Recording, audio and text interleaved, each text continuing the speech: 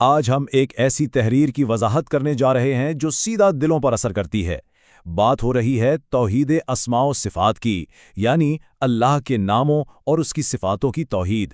اس وضاحتی پیشکش میں ہمارا مقصد صرف اور صرف فراہم کردہ متن کو سمجھنا ہے تاکہ ایک بالکل خالص اور درست فہم حاصل ہو سکے۔ تو چلیے بنا کسی دیر کے اس شاندار علمی اور روحانی سفر کا آغاز کرتے ہیں۔ اس گہرے موضوع کو آسانی سے سمجھنے کے لیے ہم نے اسے 6 حصوں میں بانٹ دیا ہے۔ سب سے پہلے تعارف، پھر عقیدے کے 4 بنیادی اصول، اس کے بعد قرآنی دلائل، پھر صفات الہی کی کچھ مثالیں، احادیث اور علماء امت کا موقف، اور آخر میں ایک بہت ہی دلچسپ پہلو، میں کا پردہ اور پہچان۔ تو بڑھتے ہیں اپنے پہلے حصے کی طرف، توحید اسماء و صفات کا تعارف، ایک مضبوط عقیدے کی بنیادی اینٹ۔ اچھا، اگر اس کی تعریف کی بات کی جائے نا تو اصول بہت ہی سیدھا اور واضح ہے۔ اللہ کی جو صفات قرآن اور صحیح احادیث میں آئی ہیں انہیں بالکل ویسے کا ویسا ہی ماننا ہے، بنا کسی تحریف کے، بنا انکار کیے، بنا مخلوق سے تشبیہ دیے، اور سب سے اہم بات، بنا یہ پوچھے کہ کیسے، یعنی جو بتا دیا گیا اسے اس کی پوری شان کے ساتھ تسلیم کر لینا ہی اصل مقصد ہے۔ اب آتے ہیں اس عقیدے کے 4 بنیادی اصولوں پر جو اس پوری عمارت کے ستون ہیں۔ دیکھیے، یہ 4 اصول سمجھنا بہت ضروری ہے۔ پہلا ہے اثبات، یعنی جو صفات بیان ہو گئیں انہیں ثابت ماننا۔ دوسرا ہے تنزیہ، جس کا مطلب ہے اللہ کو مخلوق جیسی کسی بھی خامی یا صفات سے بالکل پاک ماننا۔ تیسرا اصول آتا ہے تفویض، یعنی صفات کی اصلی حقیقت اور ان کا طریقہ صرف اللہ پر چھوڑ دینا، کیونکہ انسانی عقل کی ایک حد ہے۔ اور چوتھا ہے اجتناب، یعنی ان خاص غلطیوں سے بچنا جو عقیدے کو بگاڑ سکتی ہیں۔ یہ چاروں مل کر ایک زبردست توازن بناتے ہیں۔ تو اب سوال یہ ہے کہ اجتناب کے تحت بچنا کن چیزوں سے ہے؟ یہاں 2 انتہائیں ہیں۔ ایک طرف تحریف ہے، یعنی لفظوں یا معنی کو بدل دینا، اور تعطیل، یعنی سرے سے صفات کا انکار ہی کر دینا۔ اور دوسری طرف ہے تشبیہ، یعنی خالق کو مخلوق جیسا قرار دینا، اور تکیف، یعنی یہ کھود کرید کرنا کہ یہ صفات آخر کیسی ہیں۔ ان دونوں انتہاؤں سے خود کو بچانا، یہی اصل کامیابی ہے۔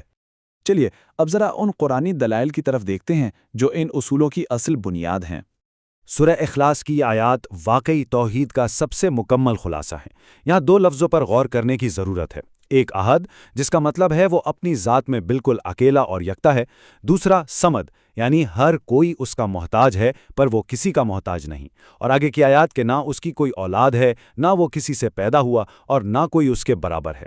تنزیہ کی اس سے بہتر اور کیا مثال ہو سکتی ہے؟ اور سورۃ الاعراف میں سیدھا حکم ملتا ہے کہ اللہ کے بہترین نام ہیں، انہی سے اسے پکارو۔ یہ صرف معلومات نہیں ہے، بلکہ ایک عملی طریقہ سکھایا گیا ہے کہ دعا اور پکار کے لیے انہی خوبصورت ناموں کو استعمال کیا جائے۔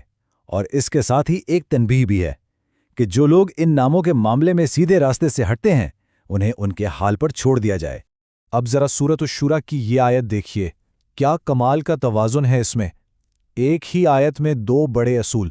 پہلا حصہ کہتا ہے اس کی مانند کوئی چیز نہیں، یہ ہو گئی تنزیہ، یعنی کوئی تشبیہ نہیں، اور فوراً ہی دوسرا حصہ کہتا ہے اور وہ سننے والا، دیکھنے والا ہے، یہ ہو گیا اثبات، یعنی صفت موجود ہے۔ اس سے بہترین مثال شاید ہی ملے۔ تھوڑا آگے بڑھتے ہیں اور دیکھتے ہیں کہ صفات الہی کی مزید کیا مثالیں قرآن میں ملتی ہیں۔ یہ ساری مثالیں پوری تصویر واضح کر دیتی ہیں۔ مثلاً صفت حیات کو لیجئے، الحی القیوم، وہ ہمیشہ زندہ رہنے والا ہے۔ علم کے معاملے میں بتا دیا گیا کہ غیب کی چابیاں اسی کے پاس ہیں۔ قدرت کا ذکر ہے کہ وہ ہر چیز پر قادر ہے۔ یہاں تک کہ صفت کلام کی وضاحت ہے کہ اللہ نے حضرت موسیٰ علیہ السلام سے کلام کیا۔ اسی طرح عرش پر استوا اور ہاتھ اور چہرے جیسی صفات کا ذکر بھی قرآن میں موجود ہے۔ ان سب کو جیسے یہ آئی ہیں بالکل ویسے ہی ماننا ہے۔ لیکن رکیے، یہاں ایک بہت ہی اہم نقطہ ہے جسے ہمیشہ یاد رکھنا چاہیے۔ جب ہم ان صفات کو مانتے ہیں، خاص طور پر جب ہاتھ یا چہرے کا ذکر آتا ہے، تو انہیں صرف اور صرف اللہ کی لامحدود شان اور عظمت کے مطابق ہی ماننا ہے۔ ان کا موازنہ کسی انسان یا مخلوق کے اعضاء سے کرنا بالکل غلط ہے۔ یہی وہ حد ہے جو اس عقیدے کو مکمل طور پر خالص رکھتی ہے۔ اب دیکھتے ہیں کہ احادیث اور ہمارے جید علماء امت اس بارے میں کیا رہنمائی کرتے ہیں۔ 99، یہ نمبر بہت خاص ہے۔ صحیح بخاری اور صحیح مسلم کی ایک بہت مشہور حدیث واضح کرتی ہے کہ اللہ تعالیٰ کے 99 نام ہیں، اور جو کوئی انہیں حفظ کرے گا یعنی صرف یاد نہیں رکھے گا بلکہ ان کے تقاضے سمجھے گا اور نبھائے گا، وہ جنت میں داخل ہوگا۔ یہ احادیث ہمیں سکھاتی ہیں کہ ان ناموں کو جاننا اور ان پر ایمان لانا کتنا اہم ہے۔ اور علماء امت کا واضح اور دو ٹوک موقف دیکھیے۔ امام احمد بن حنبل رحمہ اللہ فرماتے ہیں، اللہ کی صفات اسی طرح ہیں جیسے اس نے خود بیان کی ہیں، بغیر کیفیت پوچھے۔ یہ تفویض کا بہترین اظہار ہے۔ ہمارا کام ان صفات کو ماننا ہے، یہ کھود کرید کرنا نہیں کہ یہ کیسی ہیں۔